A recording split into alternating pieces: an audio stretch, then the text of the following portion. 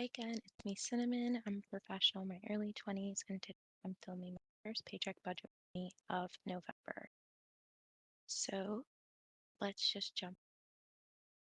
So here you can see my ready to assign amount, which is my gross pay and some reimbursements from work, particularly my commuting reimbursement. So that comes out to $7,578.08. I do actually keep my paycheck deductions on budget, so that is why you see some overspending here. And I will just go ahead and cover those deductions. I think that should cover that. I did recently reduce all my health insurance categories. I used to have medical, vision, and dental separated, and I just put it in one category just to start reducing the size of this a little bit because I'm not actually interested in the divisions of all of those three. And yeah, so just to cover that, I will do underfunded, and then I will reset available amounts since I'm not trying to save for any of these in advance. So notably here, I actually got less taken out for my state disability insurance that, comes out of my paycheck. This month, I don't know why that is. So that is something a little bit weird.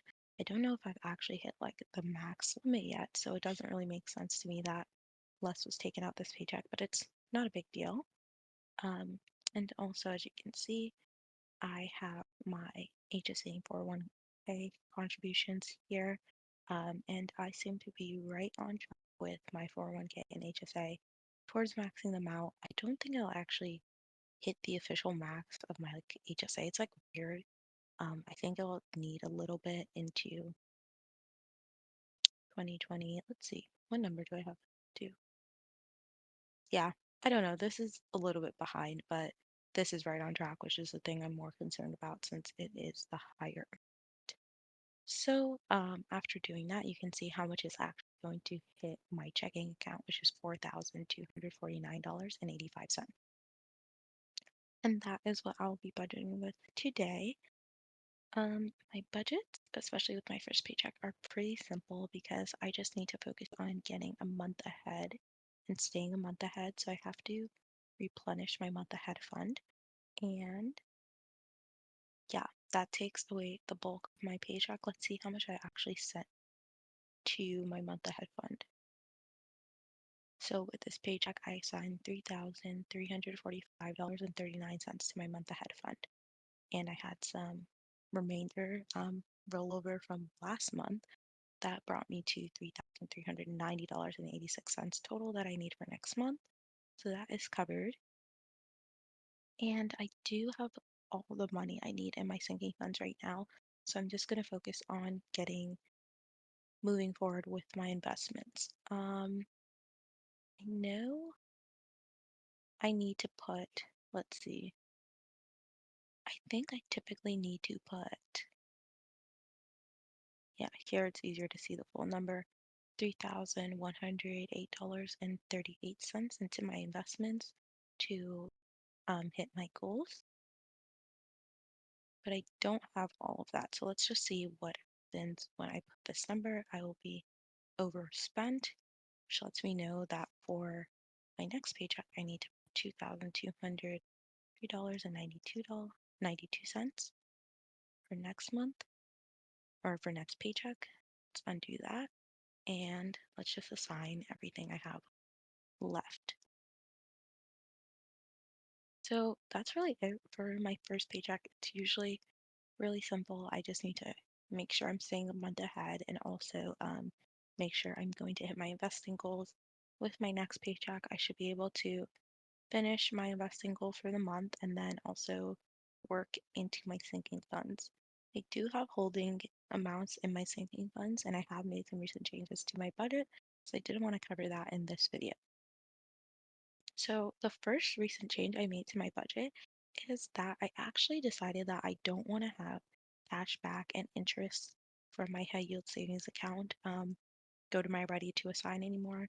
So I backdated all the cash back and interest I got and put it into this account or these distinct categories. And the reason for that is that I just decided that like wanted to just truly like live off my W-2 income and stop kind of having all these extra sources of income. And yeah, and the extra source of income I really just want to throw into investments more aggressively. So I did that, and that is why you see these two new categories, and they'll automatically just go towards investing. The next category. Oh, and the reason why this is in my core investments is because, again, this is like reinvesting money I'm getting for free. So I don't really want to consider that money I'm investing through my W-2 income, which is what my core investments category is for. Another thing that happened is that I cashed out my I bonds. I got I bonds like almost exactly a year ago, and yeah, I put in $10,000 and got $704 in interest, which is a pretty good interest rate that I got at the time. I decided to cash out of I bonds because I just found that, especially with the recent ones, I'm getting 5% interest on my regular high yield savings account, and that is money that is way easier for me to access and account for like in my net worth and all of these things. um that like Treasury Direct site is so unpredictable sometimes.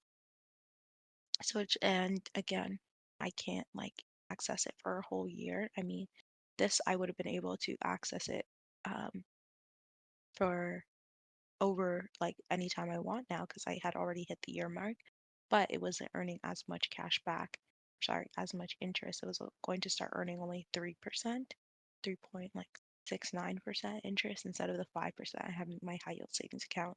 So I just wanted to have more liquidity, and so I put it here.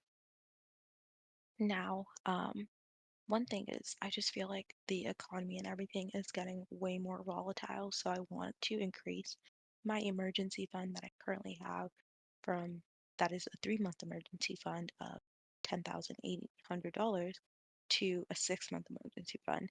And that is pretty much lined up with what I got from my high bonds. So I'm just going to move a little bit of money from my relocation bonus um, to my investment rollover, which will be like my extra padding for my emergency fund. Hopefully, this is making sense to everybody. So, to do this, I need to move to $96.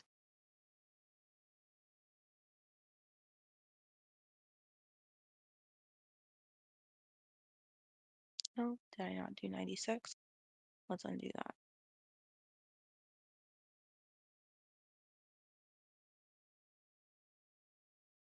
Cool. So, yeah, now I have a 6 month emergency fund, and when I feel more confident about the economy, I'll probably have this invested in like stocks. But for now, I think this is earning 5% interest and it's giving me a little bit more peace of mind. So I'll be happily here for a while. So those are some of the big changes I made to my budget. Let's see if there's anything else. Okay.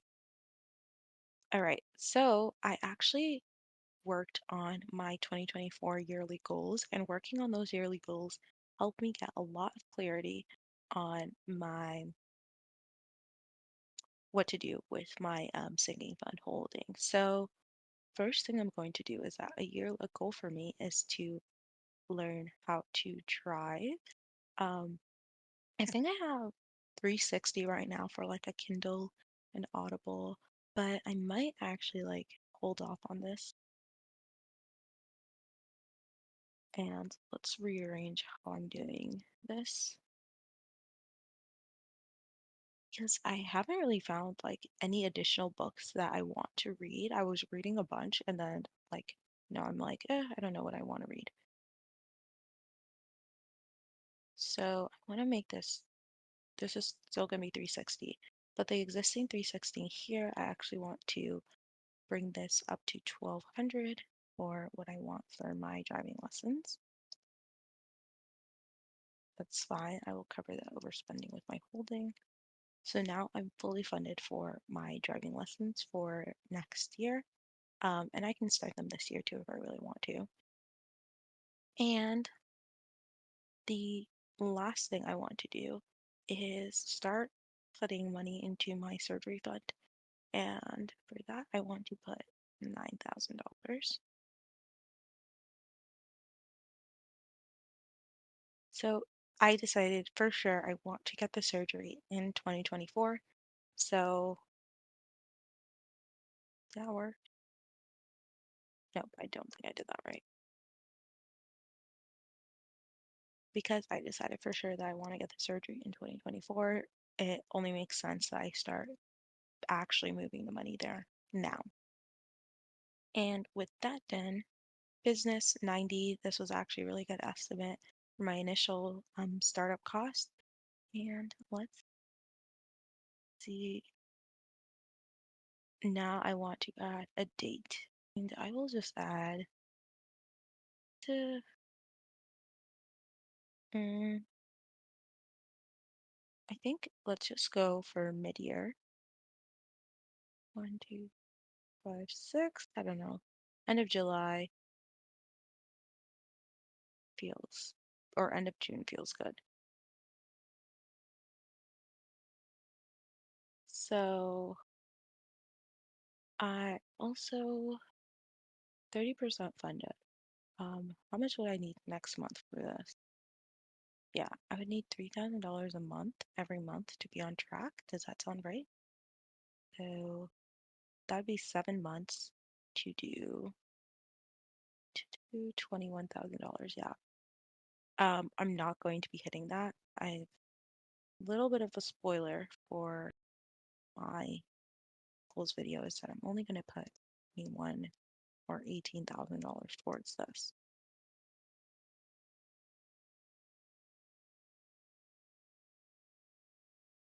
And it's going to be 30,000 total.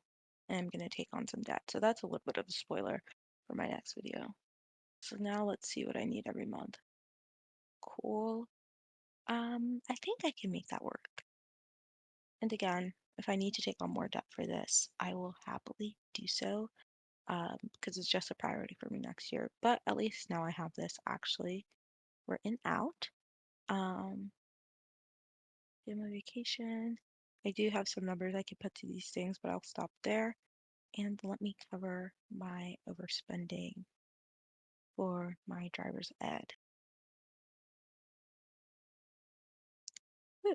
So now I only have $558.61 in my holding category, which is a significant drop from like the $10,398.61 I had in that category. So I feel like I am starting to actually like get more clarity on my goals and really work aggressively towards something in my sinking funds. Um, so yeah, hopefully I will be able to at least figure out all of the room decor I need, so I can dump money from here into my surgery bucket. And that goes for like every category. I know for these two categories for sure, these are the exact numbers I need, but here I have some cushioning, here I have some cushioning, and here I have some cushioning. So I'm probably going to pull from these categories at some point to get myself further ahead on my main goal, which is getting to this $18,000 number for surgery. Okay, that is all for this budget video. Let's see if there's anything else notable. Nothing else notable. There will be some overspending here that I'll cover at some point. Minimal overspending, 54 cents. I'm not like really worried about that right now. Um, yeah, and hopefully I'll be able to do a spending cap video soon. So thank you for watching. Subscribe so that you can see my 2024 goals video. I'm really excited about that. That was a really fun activity for me to do, and I'm hoping to upload it soon. I got a really good comment on my last video when I was asking for just ideas of what to do for my sinking funds, and that actually informed a lot of what I decided to do in my 2024 goals video. So thank you for that. And yeah, this has been really good to film, and I feel like I know what I'm working towards financially going forward, which is nice.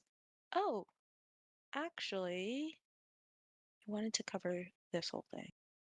Okay, last thing. Let's pull 60 from here. 60 to other utilities, because I just want to make sure this is fully funded. And let's add 60 here. Cool. Yeah, last minute things you catch while budgeting. I'm like trying to do another scroll. Like, am I missing anything? I think I'm good now. Okay, yeah, thank you.